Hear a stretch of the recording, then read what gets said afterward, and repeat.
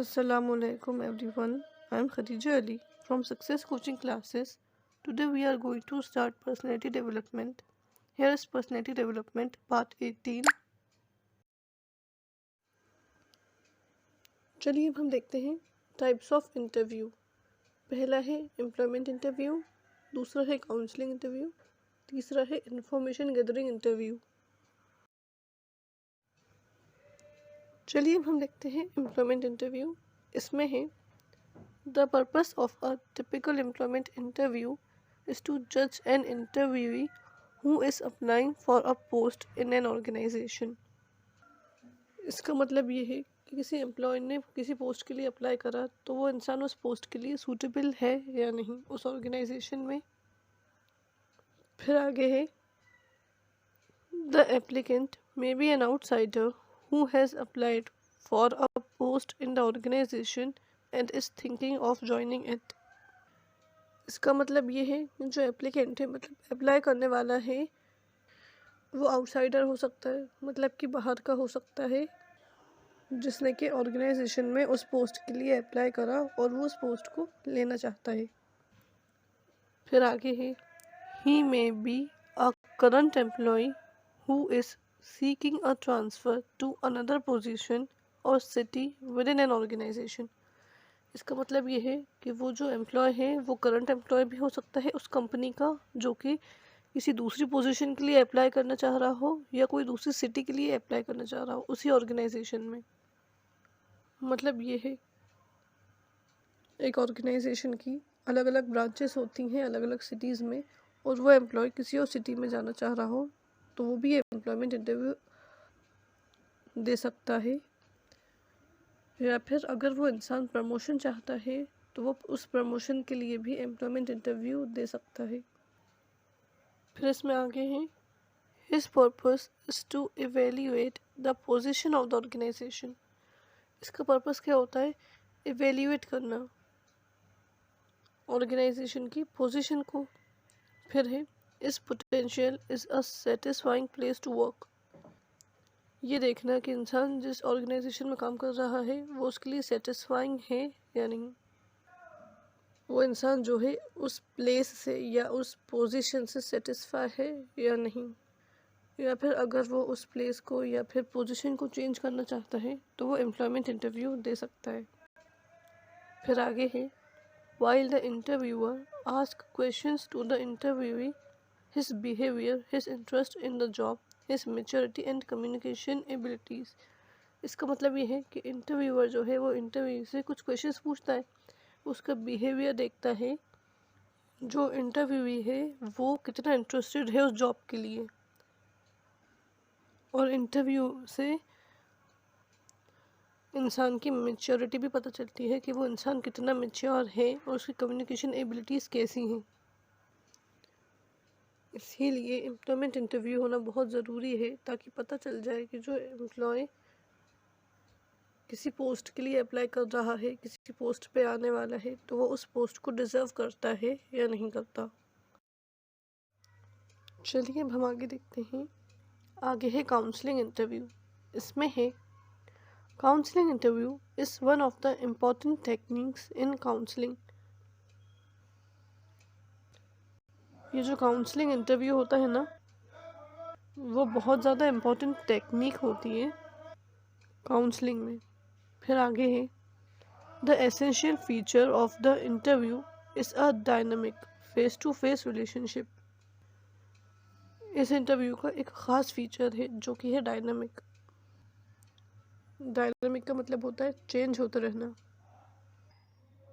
फिर इसमें आगे है face to face relationship in which the counselee is helped to develop awareness that lead to self realisation.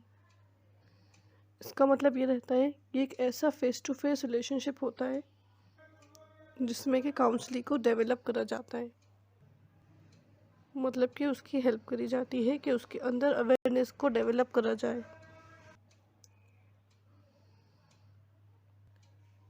फिर आगे है that leads to self realisation. Realisation का मतलब होता है एहसास करवाना। अब आगे है इंफॉर्मेशन इंटरव्यू। इसमें है An information gathering interview is a direct conversation with a particular purpose that uses a question answer format.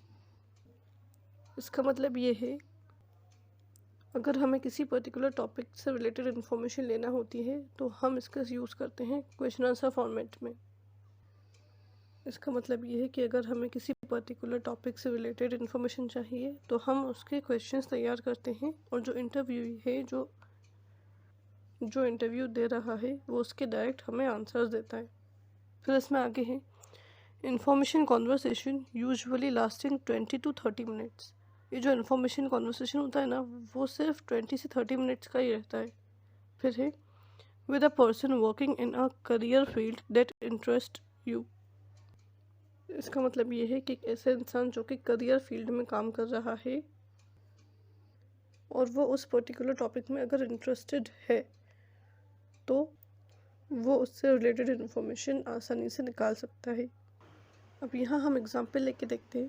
पहले हम एग्जाम्पल लेते हैं काउंसलिंग इंटरव्यू की।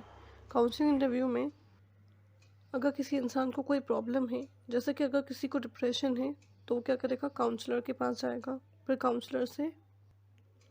काउंसलर से उसकी फ़ेस टू फेस बात होगी और उसकी प्रॉब्लम वो सॉल्व कर देगा। फिर हम नेक्स्ट एग्जाम्पल लेके देखते हैं इंफॉर्मेशन इंटरव्यू की। इंफॉर्मेशन इंटरव्यू की बेस्ट एग्जाम्पल जर्नलिस्ट होगा, क्योंकि ये लोग इंफॉर्मेशन आसानी से कलेक्ट कर लेते हैं इंटरव्यू के ज़रिए। चलिए अब हम आगे देखते हैं। आगे है इम्पोर्टेंस ऑफ इंटरव्यू। इसमें पहला है कलेक्टिंग इन्फॉर्मेशन, दूसरा है फेमिलियराइज विद कंपनी पॉलिसीज, तीसरा है सिलेक्शन ऑफ सूटेबल कैंडिडेट। चलिए अब हम आगे देखते हैं। आगे है कलेक्टिंग इन्फॉर्मेशन। इसमें है, the purpose of interview is also to obtain any further information और seeking clarification from the candidate attending the interview. इसका मतलब ये है कि जो कैंडिडेट इंटरव्यू दे रहा है उससे हम कोई भी फर्दर इंफॉर्मेशन ले सकते हैं या फिर किसी भी टॉपिक का क्लैरिफिकेशन ले सकते हैं। वो टॉपिक और वो क्लैरिफिकेशन उस इंटरव्यू से रिलेट करता हो। मतलब ये है कि इंटरव्यू लेते टाइम ये बहुत ज़्यादा ज़रूरी है कि हम उस टॉपिक से रिलेटेड सारी इन्फॉर्मेशन कलेक्ट कर पाएँ। फिर आगे है फेमिलियराइज विद कंपनीज पॉलिसी। इसमें है, the interview is supposed to appraise and familiarise the candidate with the policies so that the applicant could be quite aware in this matter। इसका मतलब ये रहता है, इसका मतलब ये है कि हम कैंडिडेट को कंपनी के पॉलिसी से अच्छे से फेमिलियराइज कर पाए, मतलब कि उसको कोई भी प्रॉब्लम ना आए और वो अच्छे से कंपनी की सभी पॉलिसीज़ को समझ जाए, ताकि जॉब करते टाइम किसी को भी प्रॉब्लम नहीं आए।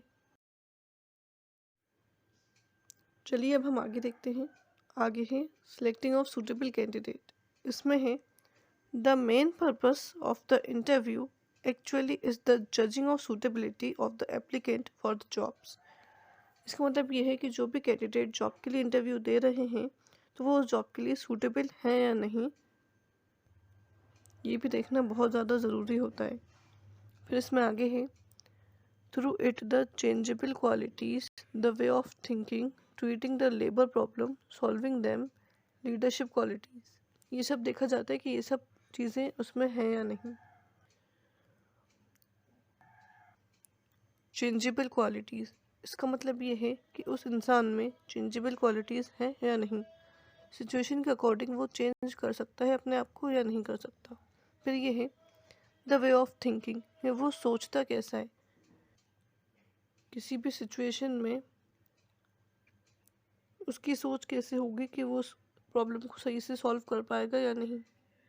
फिर है ट्रीटिंग द लेबर प्रॉब्लम, मतलब लेबर को अगर कोई प्रॉब्लम आ जाए तो वो किस तरीके से उसको ट्रीट करेगा।